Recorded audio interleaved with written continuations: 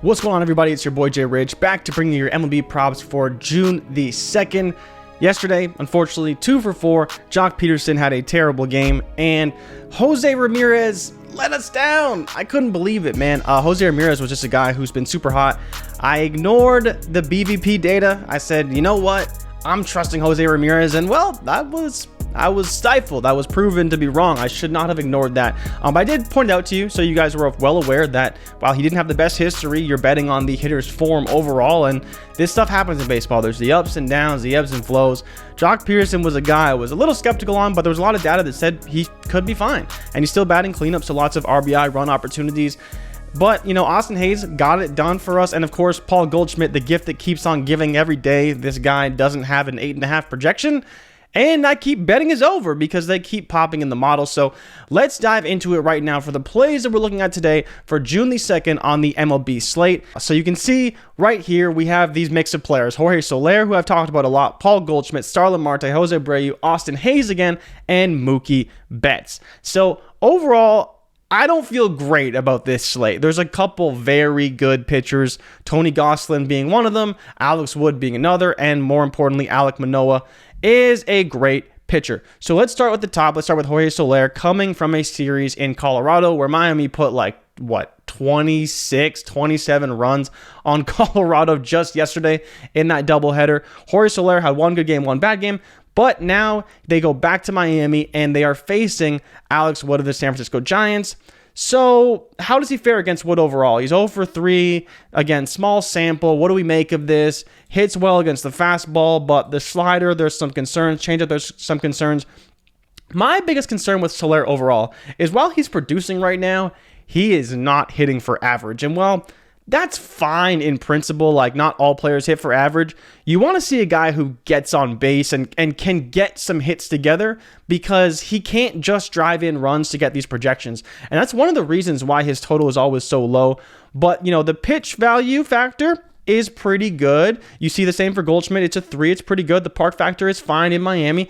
And Alex Wood hasn't been the best pitcher, right? So he is a lefty going up against Solaire, who is a righty. So that's a little bit of a platoon advantage. But as you can see, Alex Wood has got the best of him overall so far. I'm fine with it. It is 100% edge. I'm projected for 12 points.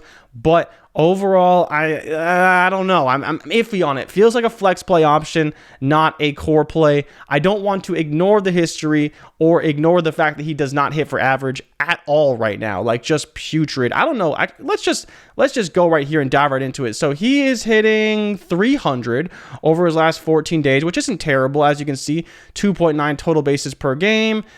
He's been fine. You know, he's been doing a lot with extra base hits. He's been okay. He's still striking out quite a bit with 11 strikeouts. Doesn't steal any bases. He's scoring a lot of points. He's getting his bases, extra base hits. Again, playing in Colorado will definitely help with that. Going to Miami, still same situation. They do have big gaps in the outfield, lots of potential for extra base hits, so I don't hate it. I've just been very iffy on him. You know, I'm not all in right now on Jose Ramirez. He's not walking a ton either. 6 walks, which is still pretty good in 10 games. I can't really hate on him there. Maybe I'm just a hater of Jorge Solaire right now. But it's just, man, when you see Paul Goldschmidt hitting 467, Jose hitting 326 with the 4 steals and only 2 strikeouts, like I mentioned. So more RBI opportunities, more everything, like 20 RBIs, 19 RBIs, 21 RBIs for Trevor Story. Solaire isn't quite there, right? Part of the reason is Jazz Chisholm has been a little bit in and out of the lineup. He was back yesterday, and he had a monster game. So he needs to get guys on base ahead of him, and that hasn't really been happening until really yesterday when everybody in Colorado, Miami went off. You see the line drive rate is 15%. He's hitting the ball pretty hard, which is good. Fly ball rate is good. So again, maybe I'm being a bit of a hater. Don't hate it overall, but Jorge Solaire is feeling like a flex option. I don't want to keep giving out losing plays. I think so. For me, flex option, but you can play him. He could be just fine. So let's get into Paul Goldschmidt up against Keegan Thompson. He's homered twice against Keegan Thompson.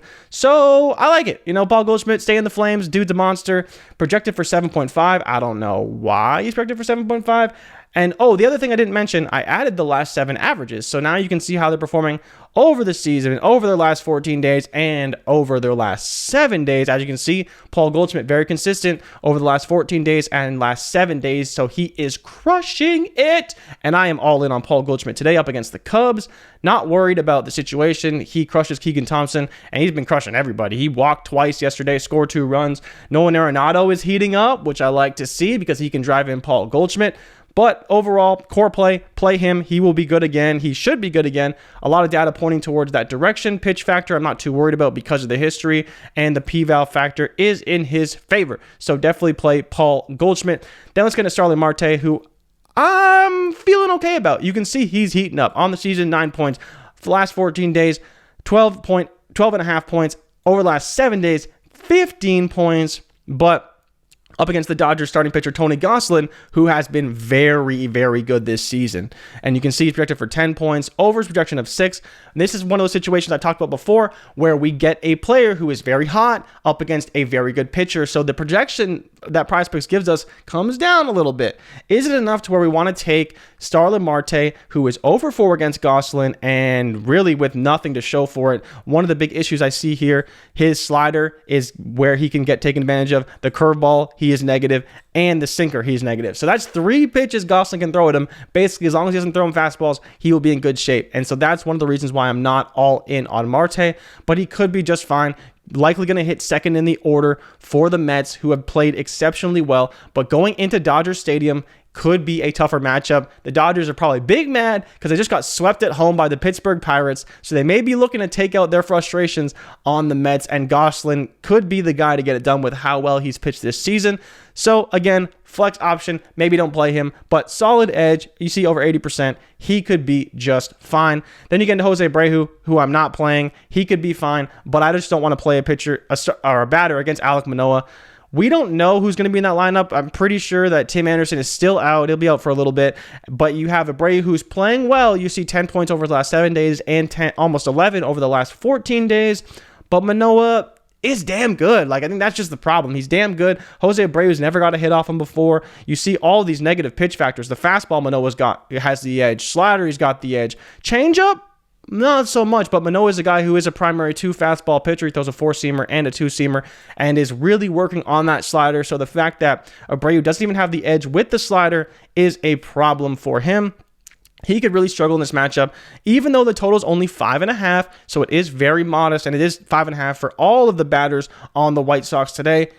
It's possible. It's not one that I'm all in on overall. But let's get back to Austin Hayes, who I do really like. As you can see, trending the right direction. Season projection 7.4, last 14, 9.08, and the last 7, 10.67. Dude walked twice yesterday, scored 2 runs, playing exceptionally well, and in the middle of that Baltimore lineup that has been playing pretty damn good. Shout out to the Baltimore Orioles for being one of the top teams in the league right now. They are hitting the ball very well and up against Chris Flexen, who is not good. As you see, pitch factor of 3.8. Park factor in Baltimore. I mean, I hate Baltimore, man. That left field is just disgusting. P-Val factor, slightly positive. Let's just take a quick look over there. Again, yeah, fastballs for most guys. Cutter, not great. Curveball, fine. Changeup, relatively neutral matchup from that standpoint. But overall, Flexen has been getting hit hard. And when you're hitting behind Cedric Mullins, Trey Mancini, Ryan Mountcastle, either before or after you, you are going to be in good shape. Hayes, all he has to do is get on base. Another PrizePicks line of 6 with 4 points to the over, 10.37 projection. I believe there's a very good shot he'd go over this number. I like it a lot. And so this is actually going to be one of the plays that I do like and I think is worthy of a core play with Paul Goldschmidt. And the last guy is Mookie Betts. I'm not going to quit Mookie Betts. As you can see, he's kind of coming down a little bit. He was way up there, up at 16.23 in the last 14, but he's coming down last 7, only about 14 points per game. Mookie Betts is up against Taijuan Walker today, and that's fine. You know, Taijuan Walker is limiting action, but again, the pitch value factor is in the favor of Mookie Betts, as I talked about over days and days and days. He's so good.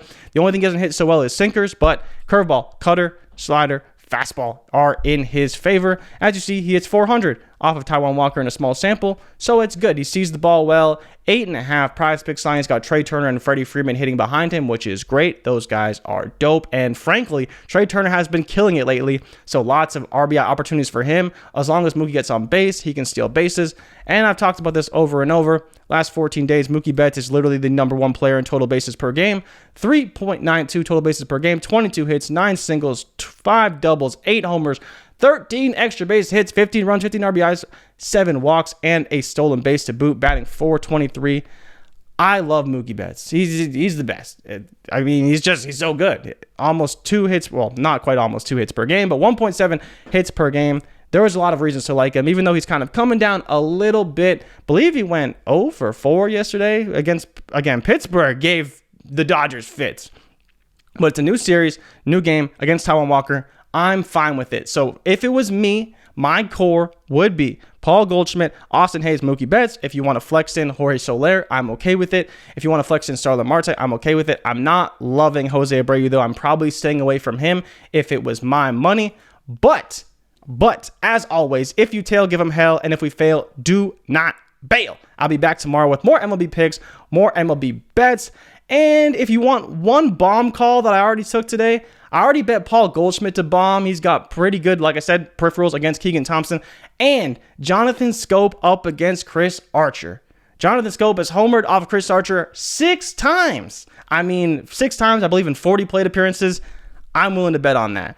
I'm willing to bet on that history. I'm willing to bet that he sees Chris Archer really well, and he can bomb off him again today. That, I believe, is plus 475, depending on where you look. But figured I'd throw that out there. Have fun today, guys. Watch some day baseball. Nestor Cortez versus Shohei Ohtani at 1 o'clock. Yankees versus Angels in a doubleheader. I'll be watching that one, and I'll see you guys tomorrow. I'm out. Peace.